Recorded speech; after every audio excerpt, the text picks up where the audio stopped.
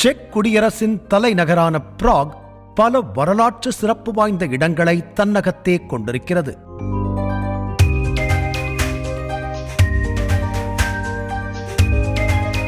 பாரோக் கட்டடக்கலை முதல் கோத்திக் கட்டடக்கலை வரை விதவிதமான பாணியில் படைக்கப்பட்ட பல வரலாற்று சின்னங்கள் பிராக் நகரை அலங்கரிக்கின்றன.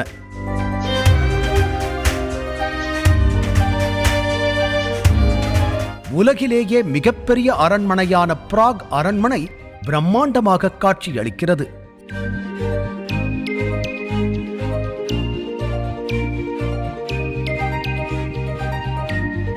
எங்கு பார்த்தாலும் வானளாவ உயர்ந்து நிற்கும் கட்டடங்கள் காண்போரை வியக்க வைக்கின்றன.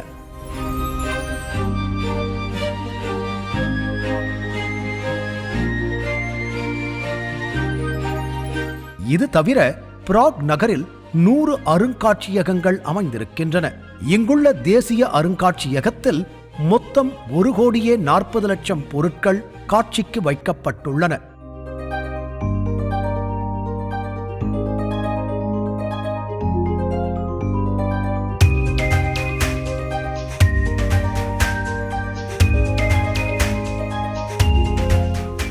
மேலும் 12ஆம் நூற்றாண்டில் கட்டப்பட்ட நூலகம், 600 ஆண்டுகள் பழமையான வானவியல் கடிகாரம் ஆகியவையும் பிராக் நகரில் பார்க்க வேண்டிய இடங்களாகும். இத்தகைய வரலாற்று பெருமை வாய்ந்த பல இடங்களோடு நவீன கலையம்சத்தை பிரதிபலிக்கும் வகையிலான கட்டடங்களும் பிராக் நகரில் இருக்கின்றன. ஃப்ரெட் மற்றும் ஜிஞ்சர் என்னும் 2 நடனக் கலைஞர்களை நினைவூட்டும் வகையில் உருவாக்கப்பட்ட டான்சிங் ஹவுஸ் என்னும் பிரம்மாண்ட கட்டடம் பிராக் நகரின் அடையாளங்களில் ஒன்றாக நின்று கொண்டிருக்கிறது. இந்த கட்டடத்தின் மேல் தளத்திலிருந்து பிராக் நகரை பார்ப்பது பரவசமான அனுபவமாக இருக்கிறது.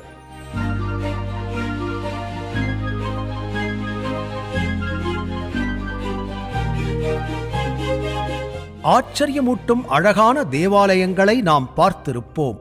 ஆனால் அமானுஷ்யத்தை கூட்டும் வடிவமைப்பை கொண்ட ஒரு தேவாலயம் செக் குடியரசில் இருக்கிறது. குட்னா ஹோரா என்னும் இடத்தில் உள்ள செட்லெக் ஓசுவரி என்னும் தேவாலயத்தின் ஒரு பகுதி முழுக்க மனித எலும்புகளால் அலங்கரிக்கப்பட்டிருக்கிறது.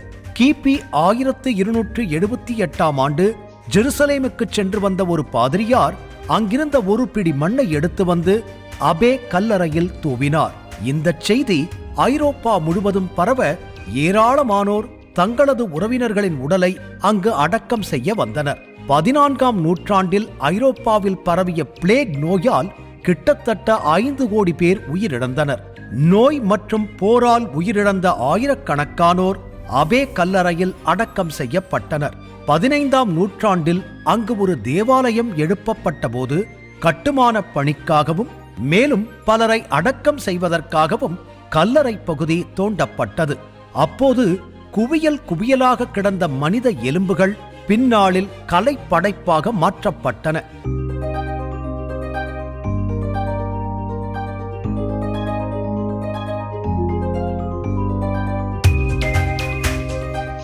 இந்த இடம் யுனெஸ்கோவால் உலக பாரம்பரிய தலமாக அங்கீகரிக்கப்பட்டுள்ளது. செக் குடியரசின் தெற்கு மொராவியன் பிராந்தியத்தில் உள்ள மொராவியன் கார்ஸ்ட் என்னும் இடம் புவியியல் அதிசயங்களை கொண்ட பகுதியாக இருக்கிறது. கிட்டத்தட்ட 92 சதுர கிலோமீட்டர் அளவிற்கு பறந்து விரிந்துள்ள இந்த பரப்பில் 1000க்கும் மேற்பட்ட இயற்கையான குகைகள் அமைந்திருக்கின்றன.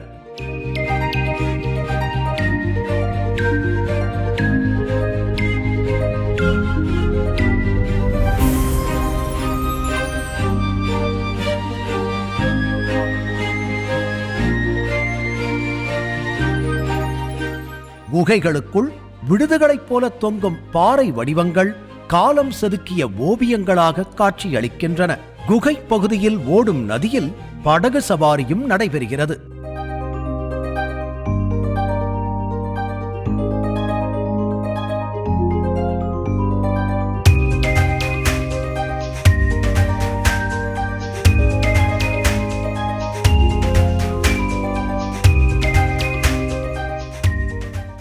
ஜிலின் பிராந்தியத்தில் அமைந்துள்ள குரோமெரிஸ் அரண்மனையும் அதன் தோட்டங்களும் பல ஹாலிவுட் படங்களில் இடம்பெற்றிருக்கின்றன. யுனெஸ்கோவால் உலக பாரம்பரிய தலமாக அறிவிக்கப்பட்டுள்ள இந்த இடம் அமெடியஸ், இம்மார்டல் பிலவட் போன்ற திரைப்படங்களில் காட்சிப்படுத்தப்பட்டிருக்கின்றது.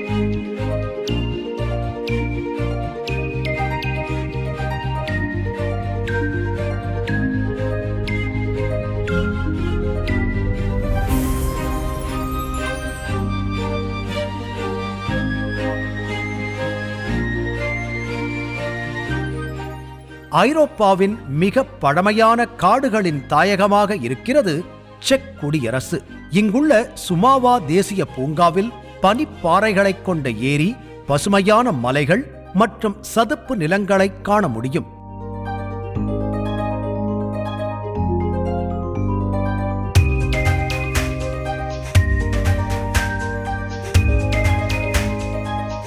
யுனெஸ்கோ உயிர்கோள காப்பகமாக வகைப்படுத்தப்பட்டுள்ள இந்த பகுதி பெரும்பாலும் மனிதர்கள் தடம் பதிக்காத இடமாக இருக்கிறது. வரலாறும் நவீனமும் இணைந்த செக் குடியரசின் கலாச்சாரத்தைப் போலவே அதன் உணவு வகைகளும் தனித்துவமானவையாக இருக்கின்றன.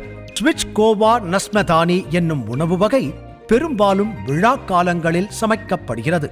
மாட்டிறைச்சி மற்றும் காய்கறிகளைக் கொண்டு தயாராகும் இதனை சமைப்பதற்கு கிட்டத்தட்ட 3 மணி நேரம் பிடிக்கிறது. குலாஷ் என்னும் இறைச்சி கொண்டு செய்யப்படும் குழம்பு வகை உணவும் செக் குடியரசின் பிரபலமானதாக இருக்கிறது. மாட்டிறைச்சி, வெங்காயம், மிளகாய் ஆகியவை இதன் முக்கிய மூலப்பொருள்களாக இருக்கின்றன. இலையுதிர் காலங்களில் மாட்டிறைச்சிக்கு பதிலாக பன்றி இறைச்சி கொண்டு குலாஷ் சமைக்கப்படுகிறது. பெப்ரோ நீலோ ஜெலோ என்னும் உணவு வகை வறுத்த பன்றி இறைச்சி மற்றும் முட்டைக்கோஸ் கொண்டு செய்யப்படுகிறது. இதில் மாட்டிறைச்சி அல்லது கோழி இறைச்சி சேர்த்தும் புளிப்பு மற்றும் இனிப்பு என 2 விதமான சுவைகளிலும் தயாரிக்கப்படுகிறது.